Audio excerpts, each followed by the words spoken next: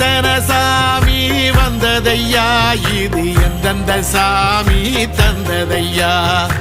எத்தனை பாட்ட சொன்னதையா, அத சுத்துற பூமி கண்டதையா, அடிச்சு வீசும் காத்துலையும் அந்த தகப்பனாச சுத்துதையா, பிடிச்சு பூக்கும் விதையிலும் ஒரு வம்சத்து கதையே உள்ளதையா, 100 தலைமுறை சேர்ந்து செதுக்குன ஈர நலம் இது பாறையா,